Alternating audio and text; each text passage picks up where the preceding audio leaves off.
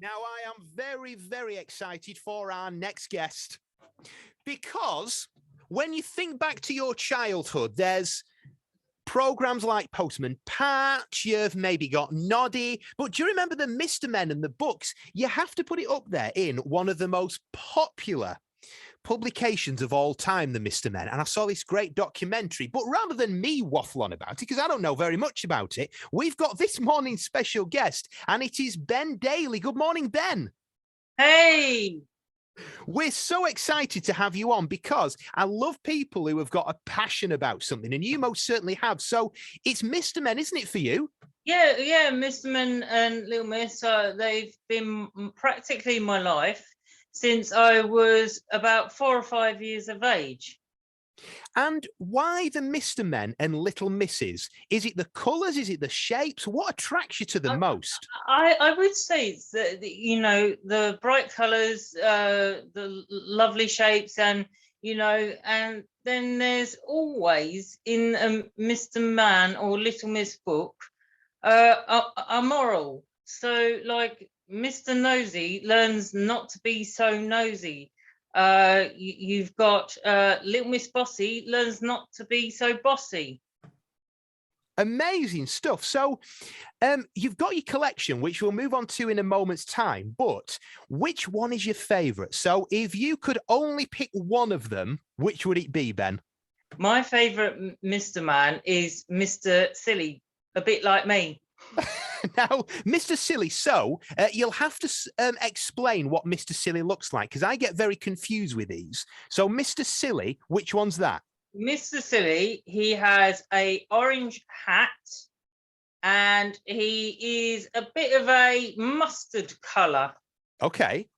And he is on this box here. Ah, there we go. So you'll be able to see this later on, listeners, when we put it on Facebook. But at the moment, That's right. There's a box, right? So there we go. So looking at them here, now I remember the ones when I was a kid. I remember Mr. Tickle, who's got the long arms, obviously. Yeah, that's right, with the long arms and bright orange and blue hat.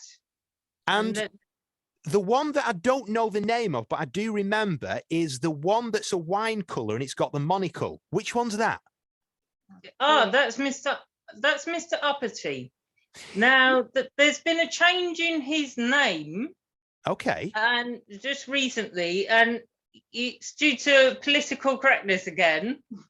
And they've called him Mr. Snooty. Mr. Snooty.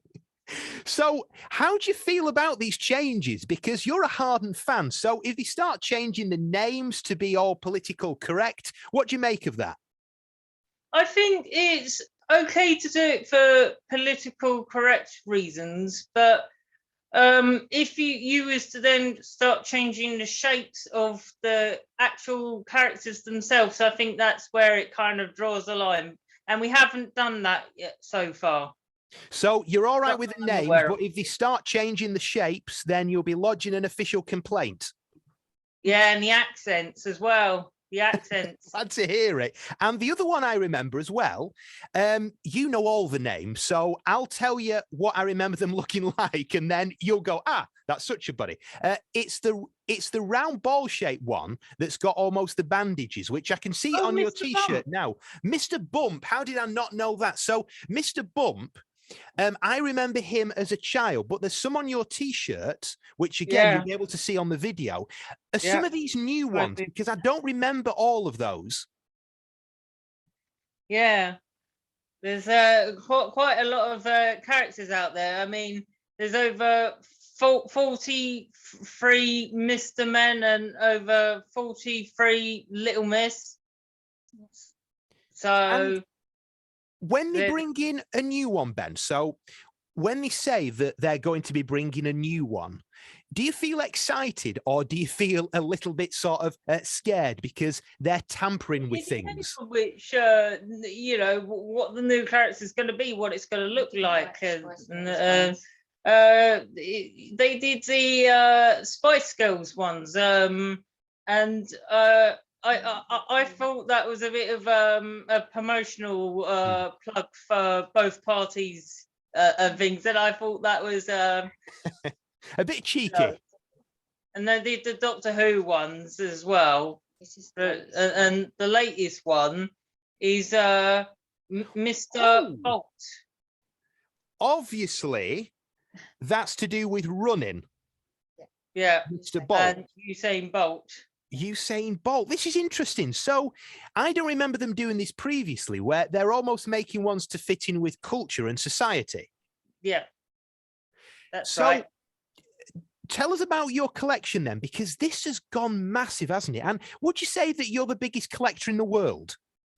Yeah, it's last year officially. It was it's 50th anniversary. Yeah, and as of the new year, you know, and we're now in the 51st anniversary. And my collection has grown from where I was at a boot market one day, and when I was a little kid, and I saw a big black sack of McDonald's Mr Men toys. Right. And it grew from there. And I've been collecting ever since. And there's not much you can't get in Mr Men, from hats to mugs to duvet covers to Play-Doh to board games to pizza boxes. You know, there's been, you know, look you at know, those at the loads camera of as well. merchandise out there. You were talking about McDonald's toys. Did you get all the cups that they brought out a few years ago? Because if you haven't got them all, they brought out a few years ago. That was last year, 50. Because I was about to say that if you haven't got them all, then I think we've got a few that we could probably send you. Because I'll be honest, my kids are at that age and they don't really appreciate it. They like the colours and they like the shapes. But like you said, there seems to be a lot more behind it there. So maybe we can send those out to you. Your collection at the moment. That'd be lovely. That'd be very, very lovely. Right. So I will put that. Last year, McDonald's did a 50th anniversary set. 50 toys. And 50 toys. Right. And I collected them. So have you got all those now? Yeah, I've got all them now, thanks to my mum. Excellent. And your mum's there. So, Mum, when it's birthdays and when it's Christmas, presumably you've got a list of things that you need to get him. Well, we do a lot of searching on eBay because he likes the really vintage stuff, which can be a bit pricey, but he is into all the vintage vintage stuff. And retro. Yeah, he likes the vintage retro. So if I'm not sure, although he's got like somewhere just about 3,500, maybe a bit more, if I show him and say, have you got this, he will know instantly, yes, I've got it, or no, I haven't got it. So we managed to get an unusual one this Christmas. Can't show you at the moment, but we managed to get the old post office set where children would set up and play post office, and it's so old it has little post office dog license in it and telegrams and like it's also the old money as well. In the till. That's amazing. So clearly it's your passion. And just before we go, because this is really interesting, Ben, and thank you so much for joining us this morning. Just before we go, what's next? So, I mean, presumably your room is full of all these. You told us off the radio that you've got some in storage and you do videos with them. You're on YouTube and you've got a lot of media interest. But how big can this collection get before you have to basically have an extra house to keep it all in? Really, there's two things really that it can really get. One is the Guinness World Record. That's the first one. And the second one is hopefully opening a museum and Mr Men and Little Miss Land, hopefully somewhere in Eastbourne. And there's a particular place, I don't know if you know about it. It's called, at the moment, it's called Fault Fun. And that's been left to go abandoned and in reckoning. And me, my mom and my dad, we applied for we bid on it. We bid on it for, at the council. We're Right. waiting And to we're hear. waiting to hear back. So that's called what, Ben? Sorry, at the moment. Fort what? Fort Fun. Fort Fun. Okay. That's Fort Fun Eastbourne. So that's the plan. Well, Ben, thank you very much. And you mentioned the Guinness Book of Records. Are you far off breaking that record? Have you been in touch with them? Is that something that's happening?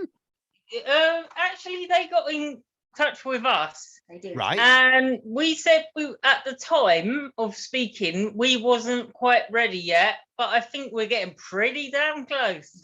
Well, I think it's probably broken it already because the world record is 2,225. oh, you've blown that out of the water. Yeah, but the problem is a lot of it's in storage. So we figured when we get museum, what better than when we put it in the museum to itemize it at the same time, and then they can come along and verify it.